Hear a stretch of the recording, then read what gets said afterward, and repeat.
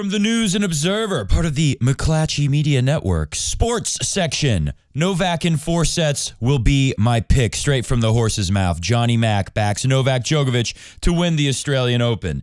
Tsitsipas is playing well enough to offer a good match, and he's mentally in a good place, says Johnny Mack. Even when he blew the 3rd set against Karen Khachanov, he still won that match easily. But still, it'll take him a lot to overcome Novak. Maybe too much. Probably too much, added Johnny Mack. He also said, for Novak, from the Novak perspective, this game is so huge. Not only can he retake the #1 spot, but of course, there is the 22nd slam to catch Rafa. So this is a big moment not only for him, but a big moment for our sport.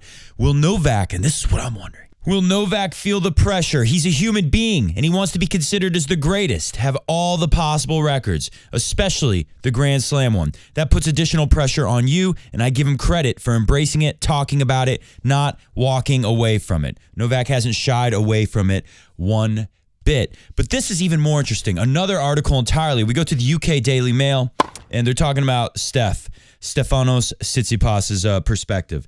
Tsitsipas' impressive run to the Australian Open final was sparked by a wake-up call from world #1 Carlos Alcaraz. Insists, my favorite, if you can't tell, of the tennis commentators from ESPN, Johnny Mack. There was a danger he was not going to be top tier. It did feel like that. I remember talking about that a lot last year. Saying, well, you'll see. Let's read the clip we got here. Maybe he got a bit of a wake-up call when Alcaraz won the Open, became the world #1, and he's quite a few years younger than Tsitsipas, said Johnny Mack. Holger Rune is starting to make some real inroads. Some of the other young players, it seemed that the guys that were expected to win a bunch, like Medvedev, Zverev, before he was hurt, Dominic Thiem, and of course Tsitsipas, there was a danger that it hasn't gone their way, says Mack. And what I'm saying, and what we were saying last year is, how amazing would it be if, mostly because of the big three's dominance, they shut out multiple generations. Remember, in tennis, a generation is much shorter than it is for us humans who aren't pro athletes, right? Generations like Gen X, Millennials, Gen Z, whatever the hell they call the new ones, all that stuff. Tennis generations are much, much smaller. What if the big three had eclipsed a few, and then we even skipped over this one, and none of these guys won anything? It was an interesting topic to talk about, especially when you saw what Alcaraz was doing last year. Continuing with what Johnny Mack said, though, I think there was this danger that Tsitsipas was going to be sort of not forgotten, but sort of not a top-tier player. And that must have gotten his head. It must have been a wake-up call, as he was saying.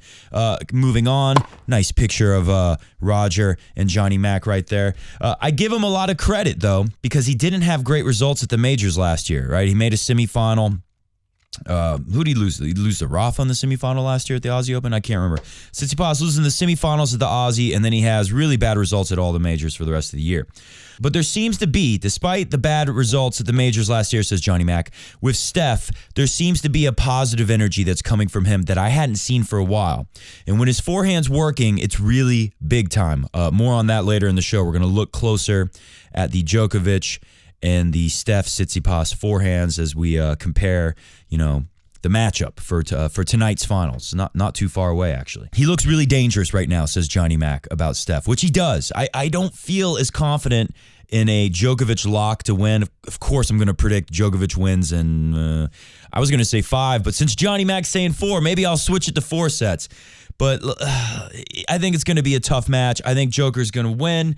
I also feel less confident in that than I did feel a couple days ago after seeing a match where, if you just look at the score, you can't really tell, but Tsitsipas was pretty dominant.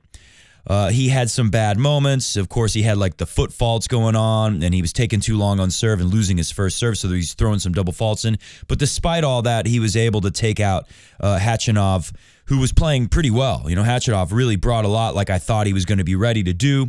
There were some moments where Khachanov's backhand, like that first tiebreaker, Khachanov's backhand just kind of let him down. It's such a solid shot. Normally, I'd have to say that's a mental thing. Missed some makeable returns and some very makeable backhands that he should have never missed. Just like 3 unforced errors in the backhand and a tiebreak. That's your more solid side for Khachanov. That can't happen.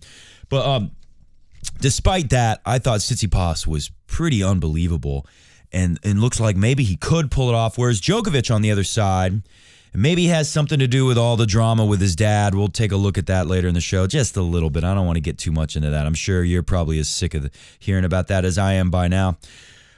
It's not too huge of a story, of course. In some media outlets, they've pushed it like it's the biggest story in the tennis world. It is interesting, though, so we'll take a look at it. And maybe that was affecting Novak, because against Tommy Paul, if you just look at the score, you can't tell, but Djokovic was up 5-1 in that first set. What happened there? I mean, he looked bad. He had something like 20 unforced errors in about 4 games span, going from 5-1 to 5-5. Then he's able to pull it out and clinch that 7-5. And then the second set, Djokovic, I think, serving 2-0 to get 3-0 around there, or maybe it was the 3-0 game. I can't remember which, but there was a very shaky game. I had some footage of we've seen it before where Djokovic looks wobbly or off balance, falls a little funny in the follow through of a shot, stuff like that.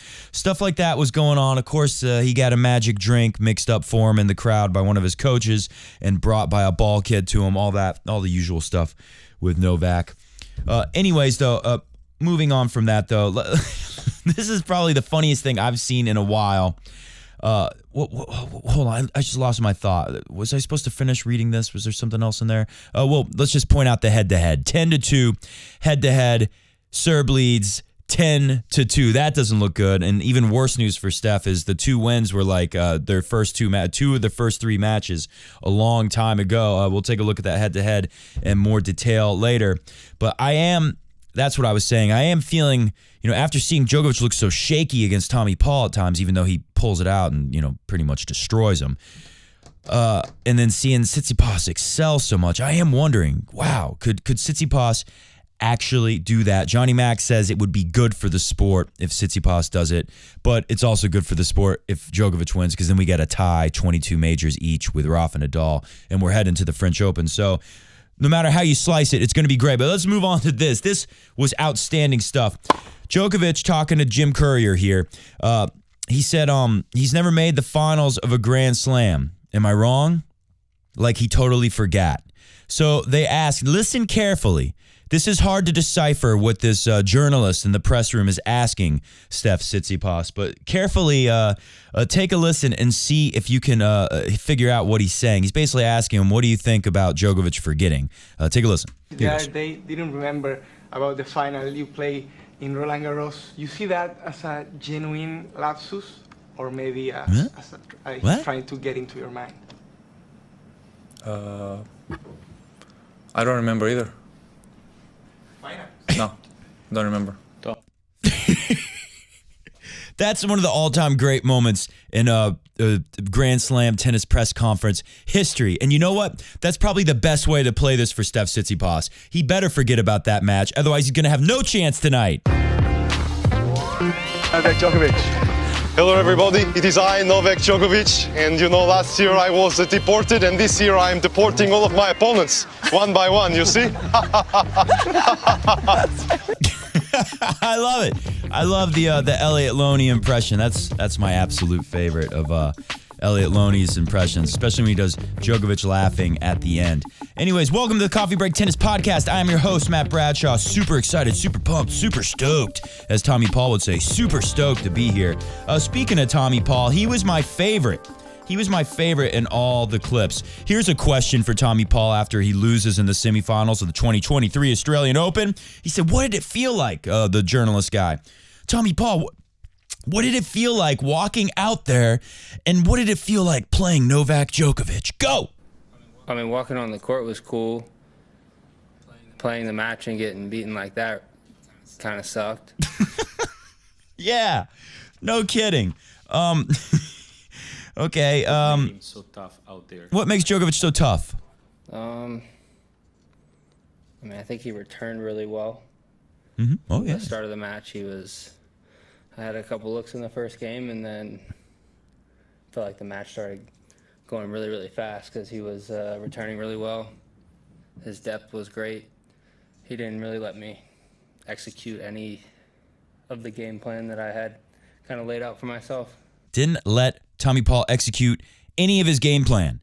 One of the journalists works up the nerve to say, can you share your game plan with us? Be willing to share any bit of what that game plan was that you've mentioned? Yeah, I mean, I wanted to serve and volley some, didn't serve and volley once. It's hard when my first serve percentage was pretty low, and when I did make my first serve, I felt like he was returning it to the baseline, and I was automatically on defense. So I don't know. It's like you get down love 30 in your service games. It's hard to like be like, all right, I'm gonna serve volley now. I wanted to throw in drop shots. Didn't get any opportunities to do that because he was hitting so deep. Wanted to change up pace with my slice. Missed my first 3 slices of the match, so then I was like, all right, I'm gonna start hitting my backhand. I'm not slicing well today.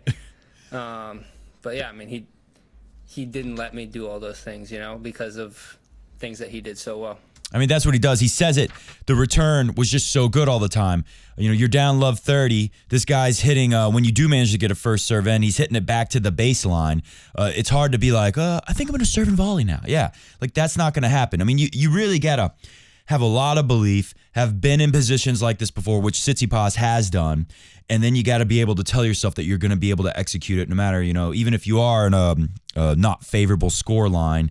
So Tommy Paul, I love listening to these clips of him talk about it because it's like more relatable to us, even though we're nowhere near Tommy Paul playing on the Pro Tour, obviously. But Tommy Paul's closer to a mere mortal stepping into the semifinal of Australian Open with Novak Djokovic than say someone like a Tsitsipas going in there, or especially someone like a Rafa going in there. Very, very different mindset even then. But interesting hearing from Tommy Paul tell us what it's like. Here was another question. It was kind of the same thing. They asked him, what's surprising to you about Novak? Surprised you about his game? I mean, you've probably seen him 100 times playing. 100 You've seen him play 100 times. And he goes more into the game plan. Probably second serve was better than I thought it was. Thought it was going to be. I mean, part of the other game plan was to attack on the second serve, but he definitely surprised me on big points. He was going big seconds, and pretty much every point, like the average second serve speed was a lot higher than I thought it was going to be. Yeah, and speaking of serves, this isn't the second serve, but Djokovic has been going for big second serves. We've been, that's part of the whole package of what I guess started with Boris Becker. Ivan Nizovic is a coach now for Djokovic, who's also had a great serve, one of the greatest serves. Becker had a great serve. Djokovic has kind of transformed his serve into the Roger Federer model. I like to think of this graphic you see here before you as the Federer zone, right? He's hitting the Federer spots. He's hitting in the Federer portion of the service box because this is what Roger Federer did so well throughout his whole career, but especially in the later years when he needed more easy points, and always had a great serve, but fine-tuned it to get even better. Look at the first serve unreturned. Almost half the time, Djokovic is not seeing a serve come back in the play when he makes a first serve. And why is that? Because 81% of the time, he's hitting the outer portions of the box, the closer to the lines portion of the service box. This is the Roger Federer zone of the box. We've been seeing Rafa do more of this too. Anyone who doesn't have a massive serve, even if you do have a massive serve, this is a great thing to work on. When you can hit these spots, good things start to happen all around for your game. Notice that on the ad side, Djokovic doesn't hit as often, 70%. I think the reason why there is, if we look at both sides of the tee, you can kind of slice that ball in there. Even if you're in the deuce court, you can kind of hit a little slice, or you can kick it up that tee. Is pretty effective from there too. But even if you don't kick, you just put it, kind of aim where the red ball is in the ad court and let the slice kind of curl it in to close to the line in the deuce court to go up the tee. And then, of course, going out wide, lots of slice to make that serve work. You got to really make that thing come off the court and drag away from the righty's forehand into the fence kind of spot. Anyway, so a lot of slice there, but typically when a right-hander hits that 70%, you see that over there with the red ones, those are the aces, really in the corner. Typically, when you go out wide in the ad court, you're hitting it super flat and just trying to mash that thing as hard and as flat as you can out in that corner to get it away, because it's harder to create the angle with like kick, to get it off the court. You could do that, but on your first serve, you're better off just like, let's just get this thing to fly fast and flat, and that's how you typically hit that. That's a little riskier than versus where the 81% sign is, where we're just trying to hit super slice. Anyways, that's enough about deep inside of serving and tennis. The point is, what Djokovic is doing with the serve is really a key to his success in this stage of his career. One of the things that was interesting in the match with Tommy Paul, I don't have the exact numbers for you, but Tommy Paul was winning more in the 9+ shot rallies, long rallies with Djokovic.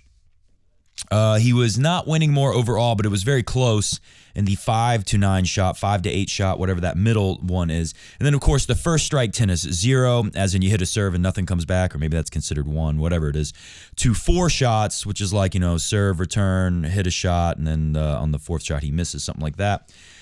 That's, of course, where Djokovic is doing very well. We've seen the top players more and more focused on the quick strike tennis and winning most of their points in that way. It's the most efficient way to win. It's going to give you the best chance at winning. So it's a big story what Djokovic has done to aid him in that winning the first ball, second ball, third ball rallies, fourth ball rallies, winning those kind of points.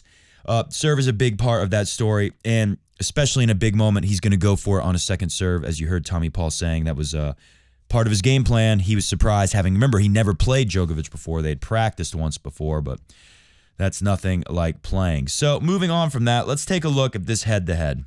2018, that's the year of Agassi, ruined by Agassi. No surprise there that that's one of the wins for Tsitsipas. 2019, Djokovic spanks him in Spain and Madrid, but 2019, Shanghai, China, another win for Tsitsipas. And you got to remember, this is right after that weird loss where Djokovic was hurt and he lost to Wawrinka at the U.S. Open. And, of course, if you do remember the match, I'm sure you remember the most memorable thing about the match was he was booed for being injured. It was kind of a nice treatment by the crowd at the U.S. Open of Novak Djokovic. They booed him off the court as he walked away having to retire from injury. Shanghai is like a month later, not long after the U.S. Open. We haven't had Shanghai in a while. But when they did have 2019 was the last year we did have Shanghai before the COVID pandemic and all that. Anyway, so that was the last one Tsitsipas has. And I got to throw this in there really quick. I don't know why this is in this spot, but Tsitsipas is here. He is the only representative of the new golden age of tennis. What the hell is this thing? Is this like the Netflix thing? All these guys are not a golden age of tennis. They're not part of it. Maybe they'll make a golden age of tennis, but that is not yet to happen. So at least we have the one Tsitsipas here representing the golden age of tennis. It's a good thing that they wrote GQ Hype. There's from GQ magazine. Hype as in don't believe the hype. Moving on. Let's take a look what happened after Tsitsipas won 2 out of 3 to kick things off with Novak Djokovic in their head-to-head. Djokovic wins in Paris 6-1, 6-2. 6-3, 6-4 in Dubai 2020. 2020 Roland Garros, a tough match. I remember that one, actually. 2021, of course, 2021 Roland Garros, of course, that's the 5-set loss where Tsitsipas was up 2-0. And then Djokovic, he's beat him every time since going back to 2019. So that's not good for Steph Tsitsipas, but we'll see what he's able to do. Let's move on to some clips. Take a look at some forehands from the big three. First off, we've got Roger. As you can Why see, am I starting with Roger? Really far out from his body. He's got this straight arm forehand. Super straight. The advantage of this is that it super maximizes straight. your leverage, like a whip. The longer the whip, the bigger the whip crack. Now, guess who has that same kind of forehand? Yeah, it's Steph. Look at that whip crack. This is from Top Tennis Training. And who is Finally, doing we've got this? Novak. The Pro Strap and Junior Tennis Stars is doing these ones. I really like these clips showing the forehand. For maximum leverage. All right, so you see this. We got the little bend in the elbow. He doesn't hit it as far away, but he's still got a fairly flat grip from Djokovic.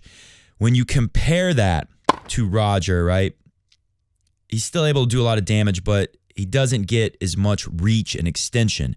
Tsitsipas gets that extension. As Johnny Mack was pointing out earlier, that's going to be a key to this match. The Tsitsipas forehand has the potential, I think, to be the best forehand on tour. It's pretty close to what Roger does, and then Tsitsipas is a bigger guy. When you put your body weight into it, which is what that Top Tennis Training Instagram was actually trying to show you, when you put that body weight into it, you add so much more. And you look at Tsitsipas's build, he's less like a Federer and almost more like a Del Potro size kind of guy. And that is another thing Del Potro did, is he's got the straight arm forehand that gives you the longer extension through and more of the crack, as they say. Anyways, let's look at Khachanov. Khachanov, as big as he hits the forehand because he's a big, strong guy, everything about the grip and the bent elbow, it takes away from what you see Tsitsipas and what Federer did so well with his forehand. And you look at like the knuckles. Now he's got, in this take back position, it's harder to see, but he's got the knuckles like, instead of the hand being more behind the racket and driving through the ball for a flatter shot, which Djokovic does too because his grip is flatter, just not as flat as the Federer or Tsitsipas style of forehand. Alcaraz has that same forehand. Rublev has that same style of forehand as well. Of course, you might notice Del Potro too. I'm naming the biggest forehands you can think of. Khachanov big, but because of the grip, because of the bent elbow, not doing the straight arm forehand. Here's another closer look at the bend and the elbow. You don't hit it as far out, therefore you don't extend out as far. And look at how the knuckles are like in front, right? He's like, instead of his hand being behind the racket and behind the ball driving through it flat, he's under it, which of course it means he's going to brush up and hit more slicey. No matter how hard you hit the ball, you're just not going to put as much on it. It's not going to be as much weight of shot. Let's take another look. You see how you can see like his whole fist shooting out, at you as he hits the ball at contact. And look how close the elbow is to the body. That's what the Pro Strap guy on Instagram is doing such a good job pointing out is, Djokovic is still getting a lot of extension through the ball and his elbow is still not very close to his body.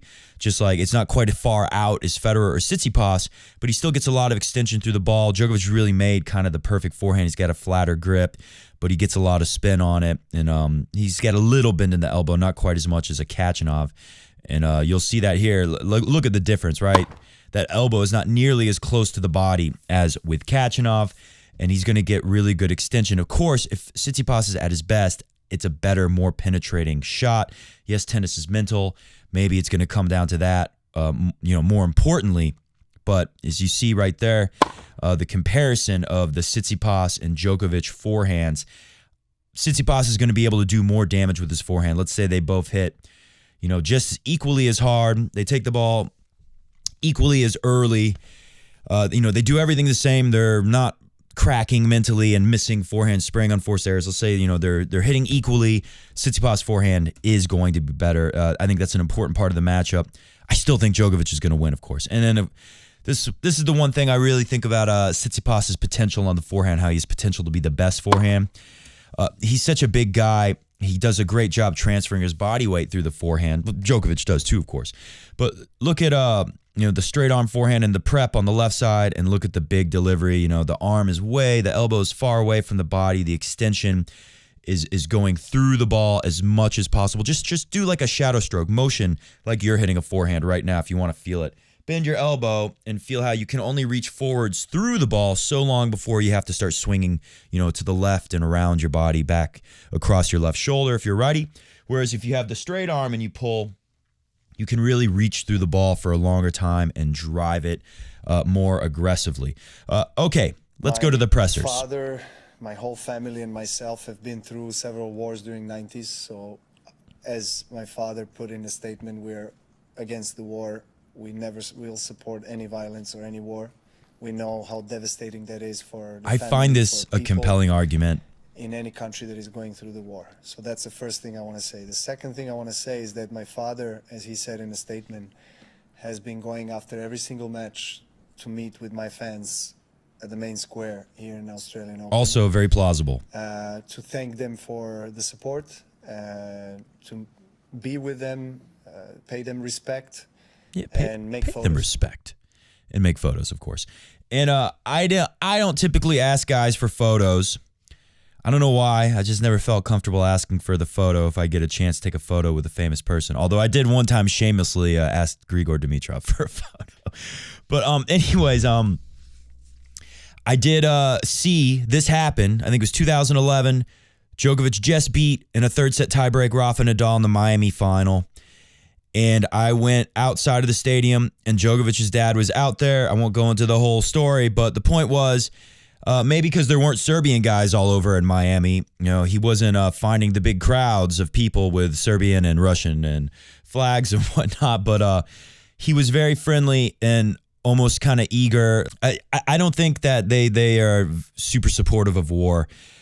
I don't buy the headline. When I first heard of this, I was a little bit weary. We know how they like to do with Djokovic. Let's get in a little more detail. The photo that he made, he was passing through. Just passing through. I heard what he said in the video. He said cheers, and unfortunately some of the media has interpreted that in a really wrong way. So what Djokovic is talking about there, if you don't know, is the original video that went out there. Someone put a caption on it, and the media just, instead of fact checking it, instead of Google translating or anything like that, they just ran with what the caption said. And apparently whoever did this was a very pro-Putin kind of guy. He put a translation below it that shows Djokovic's dad saying to this crowd of Serbian and some Russian supporters, I guess, who had a Z symbol, which is supposed to be like a supportive symbol for the Russian war, I guess. I don't know too much about that. And then someone with a flag, a Russian flag with Putin on it. He's supposed to say, according to the caption, is "Long live the Russian people" or something like that. And Djokovic is saying right here, he simply just said cheers. I heard another thing. Somewhere else I read that the translation was literally him saying, cheers, my friends. All this sounds very believable to me. I'm going to give them the benefit of the doubt here. Moving on. Just hoping you could give us an insight. A good question here. How you handle the intense scrutiny. How do you handle this? The media seems to hate you, Djokovic. Well, how do you deal with it? This was a very interesting response. Take a listen to Djokovic. I'm going to cut some of it out to shorten it. Four things just there. And I have, of course, this is the part I loved. Me and my, family members who are staying with me, close, in the same accommodation or spending an entire day with me. And then I have an agreement with them that they give me this kind of protection, and I don't want to hear things about, what was written in this article or that news or that news. I want to keep my mind as sane or serene as possible in order to conserve the vital energy that I need for the court. Great answer. And I think it's interesting, he has a deal with his team and his family because, you can kind of imagine his dad walking into the living room and going off on the latest thing in the news, can you believe what they're saying about me, Novak? They crucify you like Jesus Christ. Remember he said that last year after Djokovic got deported. And Djokovic, he had to make a deal specifically with his dad probably. I don't know, just a guess. Don't talk about it, especially when we're here. We're making the 2-week run to try to win the Australian Open. Help protect me from that stuff. And I don't think it's good to stick your head in the ground like an ostrich and ignore everything in the world going on around you on the whole. But when it's time to get things done, so many people, especially some of the younger generations, can really get hung up in some stuff that's not going to help you accomplish things that you need to accomplish. Anyway, so I thought that was pretty good that Djokovic made a deal with his team. Moving on, before the end of the press conference, I think this is going to be the end here, right? Before the end of the press conference, this guy's asking Djokovic, how do you deal with these media types who are just coming after you all the time, no matter what? And of course, they say one last question, and someone had to put a question in like this one. Tough to say. Last one. Last question.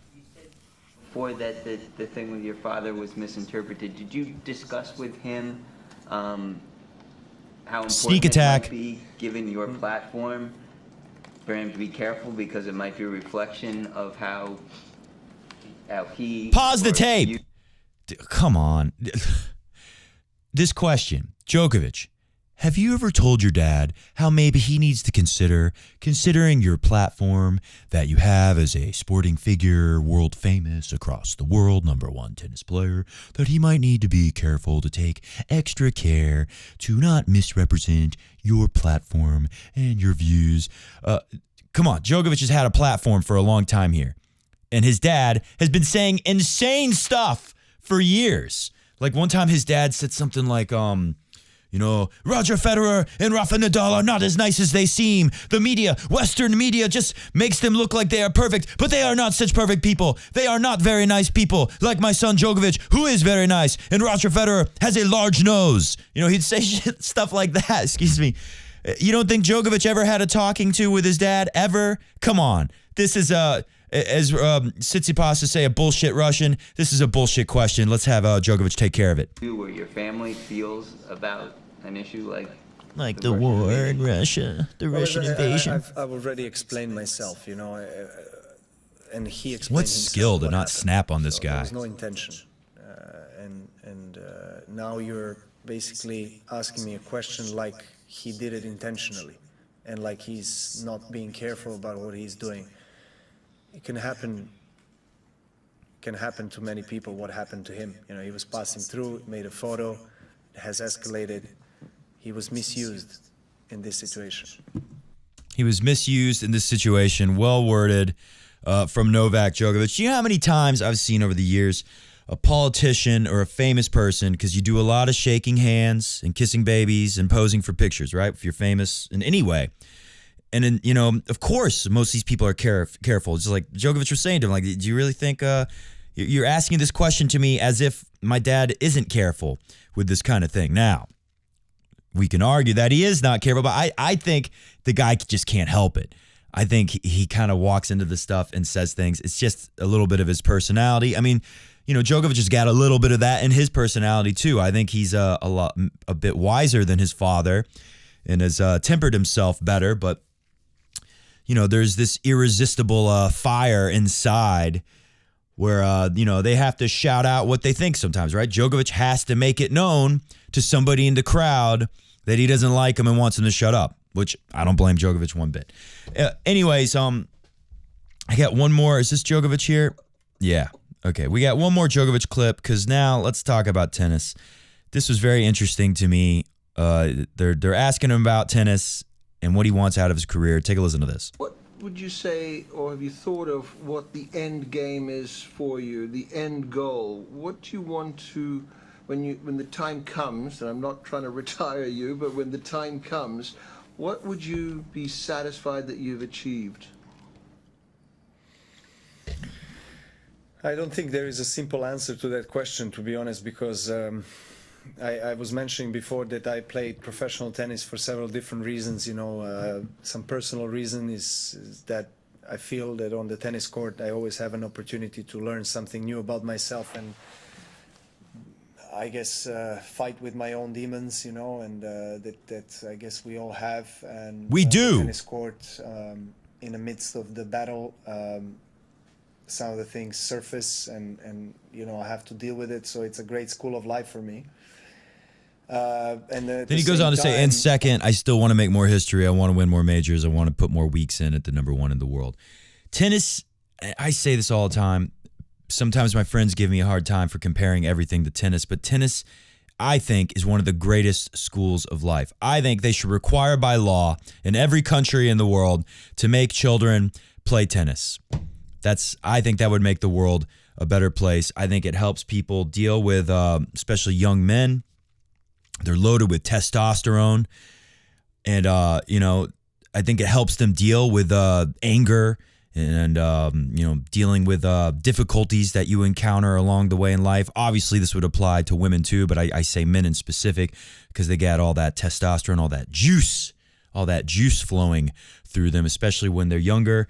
I think it helps anyone, male, female, learn to problem solve later in life with almost anything that can be thrown at you. And I love how he says, these things, these demons that we all have, they'll come to surface in this game. In tennis, they will come up and you will be forced to deal with them and you'll learn some things about yourself. And it's absolutely been the case for me. It's helped me in every way in my life, all the years of playing tennis, even if it has made my knees make sounds when I go upstairs. Other than that, tennis has been all great. Okay, let's move on to Steph Tsitsipas, who is going through something like that Djokovic just described to you. Listen to what Tsitsipas is saying. He's talking about almost the same thing. Obviously, he hasn't figured out how to deal with the demons as well as Novak Djokovic has. and maybe he's going to be able to do it. My question is, and we're going to get out of here after this because we got a final coming up pretty soon. Do we believe Tsitsipas? Does he believe himself? That's really all that matters. Has he actually cracked this code? And and like Djokovic said, it's an ongoing thing. He's still doing it, right? He's still learning from the school, the school where you learn lessons of life through tennis. Whatever he said, it's a great life teaching mechanism. Can't remember the words he used precisely, but it never ends. Has Tsitsipas gone far enough to where we're not going to see him freak out in this match when he has something bad happen to him and blow a 2-sets-to-love lead or something like that? Let's take a listen. I'm playing great tennis. I'm enjoying myself. I think this question was basically like, well, what did you learn since you lost the French Open, Steph, that you say you don't remember? No downside or negativity in what I'm trying to do out there. Even if it doesn't work. It's basically saying stay positive. Optimistic and positive about any outcome and any opponent that I have to face. This is something that has been sort of lacking in my game. Yes. I genuinely believe in what I'm able to produce, and that is more than enough. And I go about this way, and I do this with a lot of. I strive for it every single day. Now I gotta warn you. If you play tennis, get ready, because what you're about to hear Steph Tsitsipas describe might bring some flashbacks and make you freak out. You might remember some horrible moments on the tennis court. Take a listen. I think frustration also builds when you start sort of panicking or you feel completely off and completely not okay with your game. And it has this tendency to build up over time, especially when you're unable to find some sort of solutions within yourself. It can ruin everything. This is something that hasn't been, reoccurring,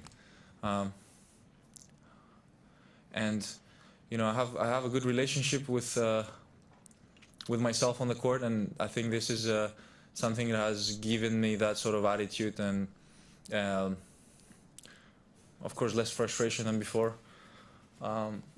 That I don't feel like I don't feel like it has produced anything beneficial for me. It's also experience at the same time. I mean, you don't even have to play tennis.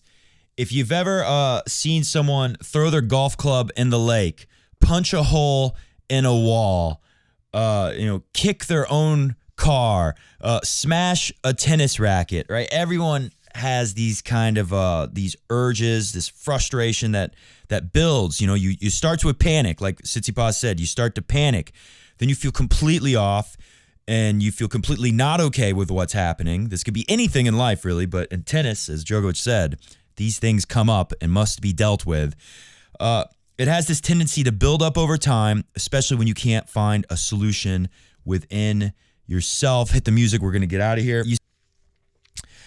I have a good relationship with myself on court now. Well, we're going to find out in a few hours, in about 5-6 hours from now, or 7 hours, something like that. Whenever the final starts, we're about to find how strong that relationship with himself is for Tsitsipas. How much is he going to be looking at his dad or Philippoussis, the old man in the box, as John McEnroe likes to say?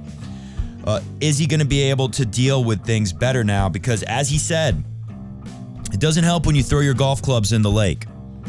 It doesn't help if you punch your steering wheel. A friend of mine told me a story about a guy he saw who's so angry he punched his steering wheel so hard that it made the airbag go off, and it broke his wrist or his arm or something bad happened to him.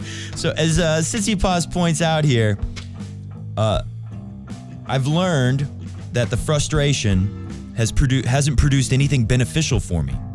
And it's also experience at the same time. Yeah, he's experienced. Roger Federer said something like this. When he was younger, he threw rackets all the time. He broke rackets. He'd go crazy on court. He's screaming at people and cursing and whatnot.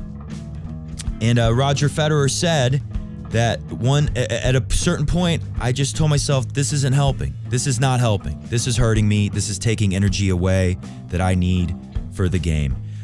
We're about to find out. Do comment below. Do Do you believe Tsitsipas? Do you believe that he believes this himself?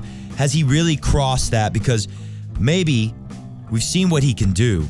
We see all the talent. It was on full display with Kachanov. All the variety came in handy, and the forehand is a superior forehand. I think the Tsitsipas forehand could be like a Del Potro forehand shot in the sport. Alcaraz's is right there too.